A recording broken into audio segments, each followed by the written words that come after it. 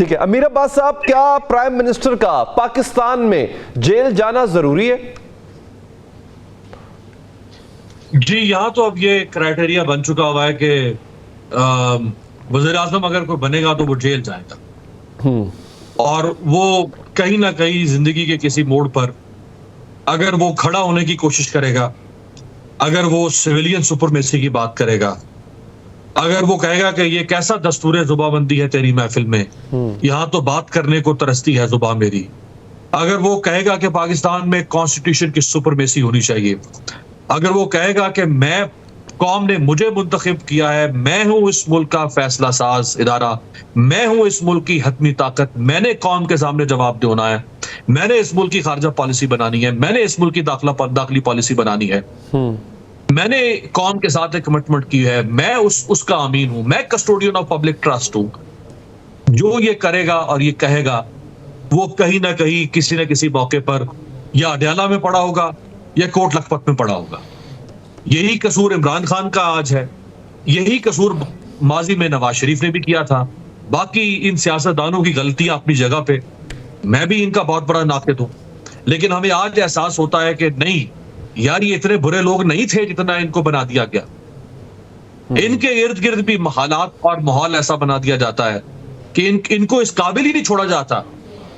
کہ یہ پھر کبھی سہولت کاری کرنا شروع کر دیتے ہیں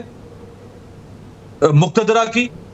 اور جب یہ کھڑے ہونے کی کوشش کرتے ہیں تو پھر تختہ دار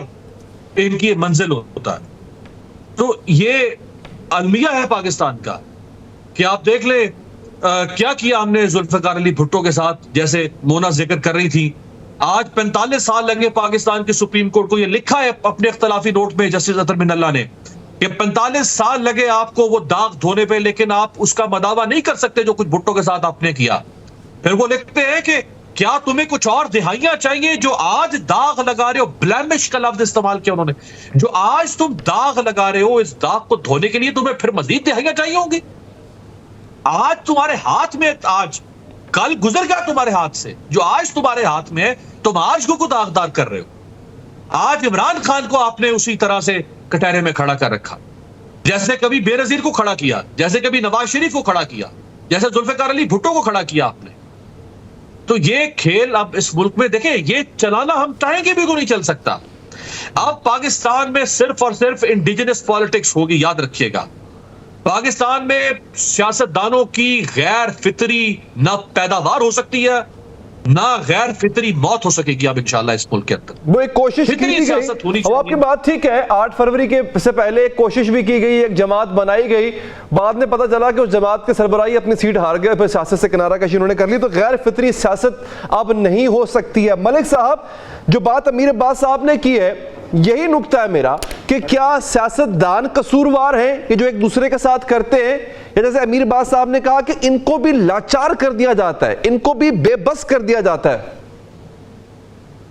اصل میں امیر عباس صاحب بڑے اصول پسند صحافی ہیں، ان سے اختلاف میں بہت کم کرنا چاہتا ہوں۔ کوئی یہ جو ہے وہ جو ہمارے سیاستدان ہیں، یہ روٹی کو نوٹی نہیں کہتے،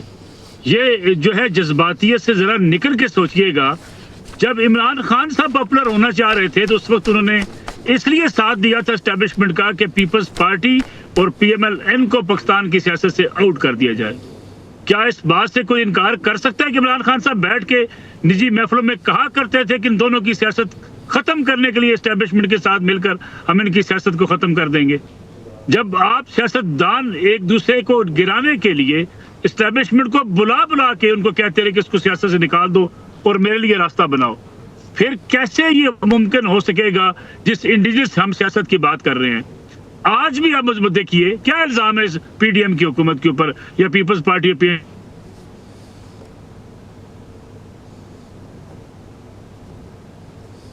ملک صاحب کی آواز چلے گئی ہے۔ مونا صاحبہ، یہی سوال میرا آپ سے ہے، ہو ٹو بلیم؟ یہ دیکھیں، جو ہم اکثر سیاستدانوں پہ کہتے ہیں کہ یہ لوگ، جیسے بھی ملک صاحب بھی کہہ رہے تھے کہ عمران خان صاحب بتا نہیں سکتے کہ وہ نجی محفلوں میں کیا بات کرتے تھے،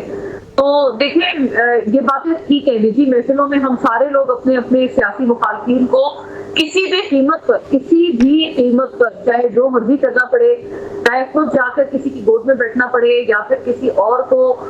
कोई, बेशक आप उनके ऊपर घिनौना से घिनौना इल्जाम भी क्यों ना लगाना पड़े अपने सियासी मुखालिफ पर, वो या किसी भी कीमत पर हमारे जो सियासतदान है वो चाहते हैं कि उनके जो सियासी ओपोनेंट्स हैं उनका सियासी मैदान के अलावा कहीं और मुकाबला किया जाए। तो ये बड़ी बदकिस्मत बात है। इमरान खान साहब से भी जाहिर है कि जो इल्जाम आते हैं वो पुरानी जो एक कहते हैं ना उनको घोस्ट्स ऑफ पास्ट, उनको माजी के जो उनके भूत हैं, जिन्नात हैं, वो उनको आज डरा रहे हैं। लेकिन क्या सिर्फ इमरान खान साहब को ये घोस्ट्स ऑफ पास्ट डरा रहे हैं? क्या दीगर जो सियासी रहनुमा हैं, जहाँ पर कॉलें की जाती थी और कहा जाता था कि जी जजेस को बताया जाता था कि क्या फैसला लिखा जाए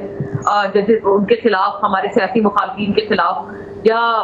दहशत गर्दों तक की कहते हैं कि मदद ली जाती थी सियासी मैदान में अपने मुखालफिन को चित करने के लिए, तो किस किस नहज पर ये लोग गए हुए हैं, इसमें तो कोई इख्तिलाफ नहीं है। लेकिन ये भी सोचने वाली बात है, अभी जैसे अमीर साहब कह रहे थे कि क्या वो जानबूझकर ये करते हैं या फिर ये कि उनको इस पॉइंट पर लाकर उनको खड़ा कर दिया जाता है कि जी आप ये सब करेंगे तो फिर आपका सर्वाइवल है,